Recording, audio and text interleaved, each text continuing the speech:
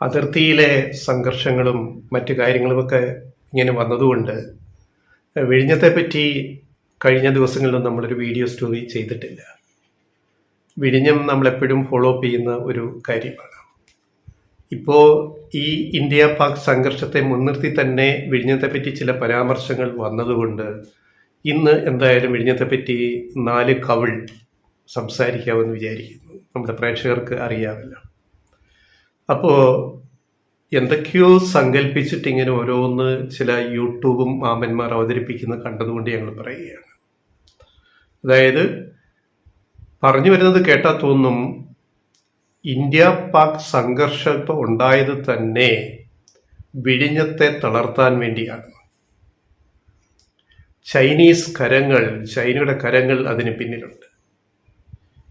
വിഴിഞ്ഞത്തിൻ്റെ പ്രാധാന്യത്തെ തകർക്കാൻ വേണ്ടിയാണ് ഇന്ത്യ പാക് അതിർത്തി സംഘർഷമുണ്ടായത്. ചൈന പിന്നിൽ കളിച്ചു. യാതൊരു തെളിവും കയ്യിലില്ലാതെ ഇങ്ങനെ ഓരോന്ന് വിളിച്ചു പറയുകയാണ് യൂട്യൂബിൽ. എന്താണ് കാര്യം? പറയാൻ കാരണങ്ങൾ നിരത്താം. എന്താണ് കാരണങ്ങൾ? ന്യായമായിട്ട് പറയാവുന്ന കാരണങ്ങളുണ്ട്. എന്തൊക്കെയാണ്? ഒരാഴ്ചക്കാലം ഈ സംഘർഷം വന്ന ഒരാഴ്ചക്കാലം വിഴിഞ്ഞത്തേക്ക് വരേണ്ടിരുന്ന ചില കപ്പലുകൾ തിരിച്ചുവിട്ടു. വാണിജ്യ കപ്പലുകൾ, ചരക്ക് കപ്പലുകൾ തിരിച്ചുവിട്ടു. ചില കപ്പലുകൾ കൊളംബോയിൽ സ്റ്റോപ്പ് ചെയ്തു. വിഴിഞ്ഞത്ത് വരാതെ കൊളംബോയിൽ അവരെ ചരക്കിറക്കിയിട്ട് കണ്ടെയ്നർ ഇറക്കി കയറ്റി പോവുകയും ചെയ്തു. ഇപ്പോൾ വെടിനിർത്തൽ പ്രഖ്യാപിച്ചു. വീണ്ടും കാര്യങ്ങൾ സാധാരണ നിലയിലേക്ക് വരുന്നു. അപ്പോൾ ഒരു സംഘർഷ ഭൂമിയിലൂടെ, അത് കടലാവട്ടെ, കരയാവട്ടെ, ആകാശമാവട്ടെ, അപ്പം അതിൻ്റെ ഭാഗമായിട്ട് ഇപ്പോൾ ഇന്ത്യ പാക് സംഘർഷം വന്നു, അതിർത്തിയിൽ സംഘർഷം വന്നു. വ്യോമ താവളങ്ങൾ ചിലതൊക്കെ അടച്ചു. ആ സമയത്ത് ആകാശപാതയിൽ മാറ്റം വന്നു. പാകിസ്ഥാന് മുകളിലൂടെ വിമാനങ്ങൾ, ഇന്ത്യയിലേക്ക് വരുന്ന വിമാനങ്ങൾ, വിദേശ സർവീസ് ഉൾപ്പെടെ റൂട്ട് മാറ്റി വരേണ്ടി വന്നു. ചിലത് ക്യാൻസൽ ചെയ്തു. ഇന്ത്യയിൽ നിന്നും പുറത്തേക്കുള്ള വിമാനങ്ങളിലും ഇതേ നിയന്ത്രണം വന്നു. വിദേശ രാജ്യങ്ങളിലേക്ക് പാകിസ്ഥാൻ്റെ വ്യോമ മേഖലയിൽ നിയന്ത്രണങ്ങൾ വന്നു. പല വിമാനത്താവളങ്ങളും അവിടുത്തെ അടച്ചുപൂട്ടി. ഇന്ത്യയിൽ പലയിടത്തും അതിർത്തി മേഖലയിലുള്ള വിമാനത്താവളങ്ങളിൽ നിയന്ത്രണം ഏർപ്പെടുത്തി. ഇതാണ്. പിന്നെ വാഗ ബോർഡർ അടച്ചു. അതുപോലെ അങ്ങോട്ടും ഇങ്ങോട്ടുമുള്ള ട്രാൻസ്പോർട്ട്, കരമാർഗമുള്ള ഗതാഗതത്തിന് നിയന്ത്രണം വന്നു. ആൾക്കാർ ബ്ലാക്ക് ഔട്ട് ചെയ്തിട്ട് വീട്ടിൽ ഇരിക്കാൻ പറഞ്ഞു. അതേപോലെ കപ്പൽ ഗതാഗതവും സമുദ്രയാനങ്ങളുടെ പിന്നെ വരവ് പോക്കിലും ചില നിയന്ത്രണങ്ങളൊക്കെ ഉണ്ട്. ഇത് ഒരു സംഘർഷം വരുമ്പോൾ ഇത് ലോകത്ത് ആദ്യമല്ലല്ലോ. ഇപ്പൊ സൂയസ് കനാലിൽ സംഘർഷം വന്നപ്പോഴോ, കടൽ ഭീകരരുടെ ആക്രമണത്തിൽ സൂയസ് കനാലിന്റെ ഗതാഗതം തടസ്സപ്പെട്ടപ്പോൾ സൂയസ് കനാൽ ഒഴിവാക്കിയിട്ട് ഗേറ്റ് ഓഫ് ഗുഡ് ഹോപ്പ് വഴി ആഫ്രിക്ക വഴി കറങ്ങി ഇന്ത്യയിലേക്കും കൊളംബോയിലേക്കും കപ്പലുകൾ സിംഗപ്പൂരിലേക്കും വരേണ്ടി വന്നില്ലേ? സൂയസ് കനാലിലെ സംഘർഷം ഒഴിവായപ്പോഴല്ലേ അത്രയും ദൂരം നോട്ടിക്കൽ മൈൽ ലാഭിച്ചുകൊണ്ട് വീണ്ടും ഗതാഗതം തുറന്നു കൊടുത്തത്. അതുപോലെ പനാമ കനാലിൽ ഒരു വിഷയം വന്നു കഴിഞ്ഞാൽ പിന്നെ വടക്കേ അമേരിക്കയിലെ കപ്പൽ ഗതാഗതത്തിന് അത് ബാധിക്കും. 2 സമുദ്രങ്ങളെ യോജിപ്പിക്കുന്നതാണ് പനാമ കനാൽ, അറിയാമല്ലോ. അപ്പോൾ ഒരു സംഘർഷമുണ്ടായാൽ ഇത്തരം നിയന്ത്രണങ്ങൾ വരിക സ്വാഭാവികമാണ്. അതാത് ഗവൺമെന്റുകൾ ആ ഗതാഗത സംവിധാനങ്ങളെ താൽക്കാലികമായിട്ട് നിരോധിക്കും. അപ്പോൾ ചില കപ്പലുകൾ വിഴിഞ്ഞത്ത് വരേണ്ടത് വരാതിരുന്നു. അത് വേറെ വഴി പോയി, കൊളംബോ വഴി പോയി, സിംഗപ്പൂർ വഴി പോയി, അങ്ങനെ പോയി എന്നൊക്കെ വന്നിരിക്കാം. ഇപ്പൊ കറാച്ചി തുറമുഖത്തേക്ക് പോകേണ്ട കപ്പലുകൾ പോകാൻ പറ്റാതായിരിക്കും. അതുപോലെ പാകിസ്ഥാനിലെ മറ്റ് തുറമുഖങ്ങൾ. അപ്പൊ ഇതൊക്കെ ഏതോ കരുതിക്കൂട്ടി വിഴിഞ്ഞത്തെ തോൽപ്പിക്കാൻ വേണ്ടി, തകർക്കാൻ വേണ്ടി ഒരു വലിയ രാജ്യാന്തര ഗൂഢാലോചന നടന്നു. ചൈന അതിന് പിന്നിൽ എന്നൊക്കെ പറഞ്ഞിട്ട് ഇങ്ങനെ വെട്ടിത്തരങ്ങൾ വന്ന് ഒരു തെളിവുമില്ലാതെ യൂട്യൂബിൽ വന്നിരുന്ന് എഴുന്നള്ളിക്കുന്നത് കാണുമ്പോഴേ നമ്മൾ ഇത്രയെങ്കിലും പറയാതിരിക്കാൻ നിവൃത്തിയില്ല. പിന്നെ ചൈനയെ നമ്മൾ പിന്നെ പഴിച്ചായിരുന്നു. ചൈനയും ഇന്ത്യയും ഈ 2 രാജ്യങ്ങൾ, നമ്മുടെ രാജ്യവും ചൈനയും തമ്മിൽ ഒരിക്കലും സൗഹൃദത്തിലായിരുന്നില്ല. ചരിത്രം നമുക്കറിയാം. സ്വാതന്ത്ര്യലബ്ധിക്ക് ശേഷമുള്ള ചരിത്രം നമുക്കറിയാം. നമ്മളും ചൈനയുമായിട്ട് യുദ്ധമുണ്ടായി. ഇതൊക്കെ ചരിത്രമല്ലേ? നെഹ്റു പ്രധാനമന്ത്രിയായിരിക്കുന്ന കാലത്ത് ഇന്ത്യയും പാകിസ്ഥാനും തമ്മിൽ യുദ്ധമുണ്ടായില്ലേ? അപ്പോൾ സ്വാഭാവികമായിട്ടും പാകിസ്ഥാൻ നമ്മുടെ എതിർ രാജ്യമായിട്ട് അവിടെ നിലകൊള്ളുന്നു. ആ എതിർ രാജ്യത്തെ നമ്മുടെ മറ്റൊരു എതിർ രാജ്യമായ ചൈന സഹായിക്കും. ആയുധവും ബലവും ആളും കൊടുത്ത് സഹായിക്കും, സാമ്പത്തികം കൊടുത്ത് സഹായിക്കും. അതൊക്കെ അവരുടെ താല്പര്യങ്ങളാണ്, ചൈനയുടെ താല്പര്യങ്ങളായിരിക്കും. ഇപ്പോ ചൈന പാകിസ്ഥാനോട് സോളിഡാരിറ്റി പ്രഖ്യാപിച്ചു.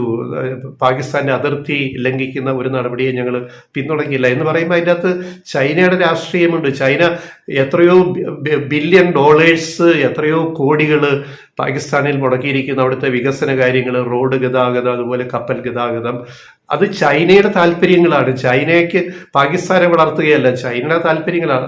ഒരു രാജ്യത്തിന് ആ രാജ്യത്തിന്റെ താല്പര്യങ്ങൾ അവർ നോക്കും.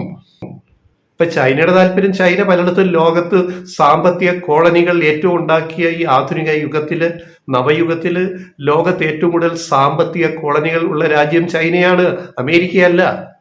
ആയുധ കോളനികളുടെ കാലം കഴിഞ്ഞു. ഞങ്ങൾ കഴിഞ്ഞൊരു വീഡിയോയിൽ പറഞ്ഞ പോലെ ഇപ്പോൾ സാമ്പത്തിക കോളനികൾ ഉണ്ടാക്കുന്നത് ഓരോ രാജ്യത്തിന്റെ കഴിവാണ്. ഇപ്പൊ ആഫ്രിക്കയിൽ ഏതാണ്ട് ഒരു 2/3 ഭാഗം ആഫ്രിക്കയുടെ ചൈനയുടെ കയ്യിലായി എന്ന് പറഞ്ഞാൽ സാമ്പത്തിക മേൽക്കോയ്മ വെച്ചിട്ട്. അവിടുത്തെ പല സർക്കാരുകളും രാജ്യങ്ങളും ചൈനയുമായിട്ടുണ്ടാക്കിയ കരാറിലുള്ള ചൈനയുടെ മേധാവിത്വം ആഫ്രിക്കയിൽ അവർ ഉറപ്പിച്ചു.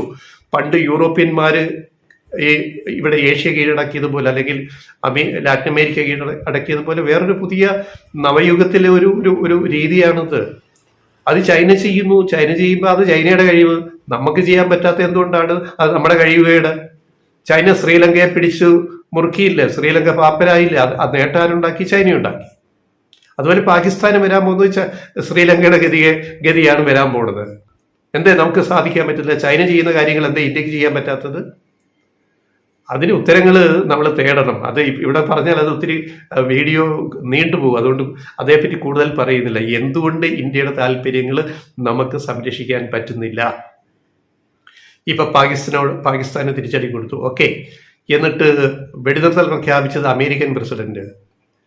ഇന്ത്യയോ പാകിസ്ഥാനോ വെടിനിർത്തൽ പ്രഖ്യാപിക്കുന്നതിന് മുമ്പ് അത് പിന്നെ ട്രൂത്ത് സോഷ്യൽ എന്ന് പറയുന്നത് സോഷ്യൽ മീഡിയയിൽ അത് പ്രഖ്യാപിച്ചത് അമേരിക്കൻ പ്രസിഡന്റ് ഡൊണാൾഡ് ട്രംപ്.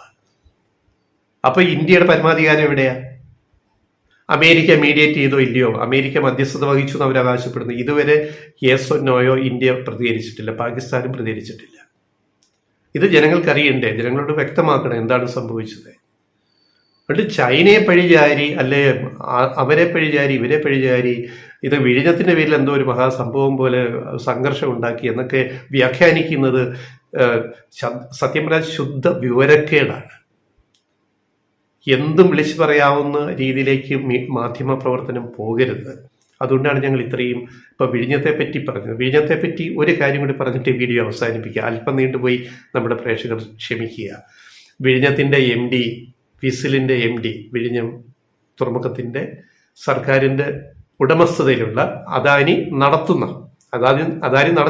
നടത്തിപ്പുകാരൻ, തുറമുഖത്തിന്റെ ഉടമസ്ഥര് കേരള സർക്കാരാണ്. അതിന്റെ കമ്പനിയാണ് വിസിലിന്റെ MD ആണ് ദിവ്യ എസ് അയ്യരെ പിന്നെ ഓരോ രീതിയിൽ ഇങ്ങനെ വലിച്ചടിക്കുന്നവരോട് പറയാനുള്ള ഒരു വാചകം കൂടിയാണ് പറയുന്നത്. അവര് ഒരു സ്കൂൾ പ്രോഗ്രാമില് കുറച്ചുനാൾ മുമ്പ് കുട്ടികൾ ഏറ്റുചൊല്ലാൻ ഒരു കവിത പോലെ അവർ ചില കവിത എന്ന് തന്നെ പറയാൻ ചൊല്ലിക്കൊടുത്തു. അതിൻ്റെ അർത്ഥം എന്താണെന്ന്, ദിവ്യ എസ് അയ്യരുടെ വ്യക്തിത്വം എന്താണെന്ന് ആ വരികൾ വെളിപ്പെടുത്തുന്നത്. അതിങ്ങനെയാണ്, 4 വരികൾ മാത്രം. ദിവ്യ എസ് അയ്യർ പാടി കുട്ടികൾ ഏറ്റുചൊല്ലിയ വരികളാണ്. ഒരു വിവാഹത്തിലും അലിഞ്ഞു തീരേണ്ടതല്ല ഒരു പെൺകുട്ടിയുടെ ജീവിതം. ഒരു പെൺകുട്ടികൾ മാത്രം പഠിക്കുന്ന ഒരു സ്കൂളിലെ പ്രോഗ്രാമായിട്ടാണ് ആ വീഡിയോ കണ്ടപ്പോൾ എനിക്ക് തോന്നിയത്. ആ വീഡിയോ യൂട്യൂബിൽ കിടപ്പുണ്ട്. അത് കേട്ടിട്ടാണ് ഞാനിത് പറയുന്നത്, കണ്ടിട്ട്. ഒരു വിവാഹത്തിലും അലിഞ്ഞു തീരേണ്ടതല്ല ഒരു പെൺകുട്ടിയുടെ ജീവിതം. ഒരു വിവാഹത്തിനാലും പൊലിഞ്ഞു പോകേണ്ടതല്ല ഒരു പെൺകുട്ടിയുടെ സ്വപ്നങ്ങൾ. ഒരു വിവാഹത്തിനാലും വലിഞ്ഞു മുറുകേണ്ടതല്ല ഒരു പെൺകുട്ടിയുടെ കുടുംബം.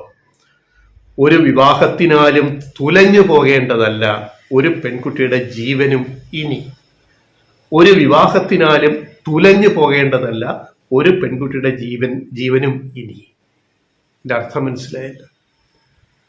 ഒരു പെൺകുട്ടി, ഒരു സ്ത്രീ, അവരേത് പദവിയിലിരുന്നാലും എന്ത് ചെയ്താലും അവരുടെ സ്വാതന്ത്ര്യം ഉറപ്പാക്കുന്ന വരികളാണ് ഈ 4 വരികൾ.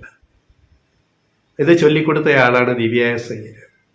അപ്പോൾ അവര് ശബരിനാഥൻ എന്ന് പറയുന്ന കോൺഗ്രസ് നേതാവിനെ കല്യാണം കഴിച്ചാലും അവരവരുടെ വ്യക്തിത്വം കാത്തുസൂക്ഷിക്കുന്ന ഒരു സ്ത്രീയാണെന്ന് ഈ 4 വരികൾ ബോധ്യപ്പെടുത്തുന്നുണ്ടല്ലോ. അവർ ഇപ്പോഴും അതാണ് ചെയ്തുകൊണ്ടിരിക്കുന്നത്. അവരെന്തുകൊണ്ട് അവർ പ്രവർത്തിക്കുന്ന സർക്കാരിൻ്റെ കാര്യങ്ങളെ സപ്പോർട്ട് ചെയ്യുന്നു, അതിനെ സ്വാഗതം ചെയ്യുന്നു, അതിനകത്ത് അവർ ഇടപെടുന്നു, സപ്പോർട്ട് ചെയ്യുന്നതിൻ്റെയൊക്കെ കാര്യം മനസ്സിലായാലും ഇതിനകത്ത് എല്ലാം ഉണ്ട്. അതുകൊണ്ട് യൂത്ത് കോൺഗ്രസ്സുകാരന്മാരും മറ്റുള്ളവരുമൊക്കെ സ്വല്പം അടങ്ങുക. അതിൻ്റെ പേരിൽ ദിവ്യേസയുടെ പേരിൽ അവരുടെ ഭർത്താവായ കോൺഗ്രസ് നേതാവ് ശബരിനാഥന്റെ രാഷ്ട്രീയ ഭാവിക്കിട്ട് തുരങ്കം വെക്കരുത് എന്നൊരു അപേക്ഷ കൂടി ഞങ്ങൾക്ക് ഇവിടുത്തെ യൂത്ത് കോൺഗ്രസ്സുകാരോട് പറയാനുണ്ട്. യൂത്ത് കോൺഗ്രസ്സുകാരും മൂത്ത കോൺഗ്രസ്സുകാരോടും. കാരണം നല്ലൊരു ജോലിയും കളഞ്ഞ് മുംബൈയിലെ ഒരു വലിയ ഗവേഷണ സ്ഥാപനത്തിലെ നല്ല ജോലിയും കളഞ്ഞ് വളരെ വിദ്യാസമ്പന്നനായ ശബരിനാഥൻ, കാർത്തികേയൻ്റെ കെ നമ്മൾ വളരെ സ്നേഹത്തോട് വിളിക്കുന്ന കെയുടെ മകൻ കേരള രാഷ്ട്രീയത്തിലേക്ക് വന്നത് ഒട്ടേറെ നഷ്ടപ്പെടുത്തിയിട്ടാണ് വന്നത്. അപ്പോൾ അങ്ങനെ വന്ന ഒരാളെ ചേർത്ത് പിടിക്കേണ്ട ഉത്തരവാദിത്വം ഇവിടുത്തെ കോൺഗ്രസിനുണ്ട്. പുതിയ KPCC പ്രസിഡന്റെങ്കിലും സണ്ണി ജോസഫെങ്കിലും അത് വിചാരിക്കുമെന്ന് നമ്മൾ കരുതുന്നു. ചേർത്ത് പിടിക്കാൻ കഴിയണം. അല്ലെങ്കിൽ നാളെ ശബരിനാഥൻ എന്ത് ചെയ്യുമെന്ന് ശബരിനാഥൻ തീരുമാനിക്കും. അത് അയ്യരല്ല തീരുമാനിക്കും, അത് ശബരിനാഥൻ തീരുമാനിച്ചോളൂ. ഇത്രേ ഞങ്ങൾക്ക് കോൺഗ്രസ്സുകാരോടും പറയാനുള്ളൂ. വിഴിഞ്ഞത്തിൻ്റെ കേസിലും പറയാനുള്ളൂ.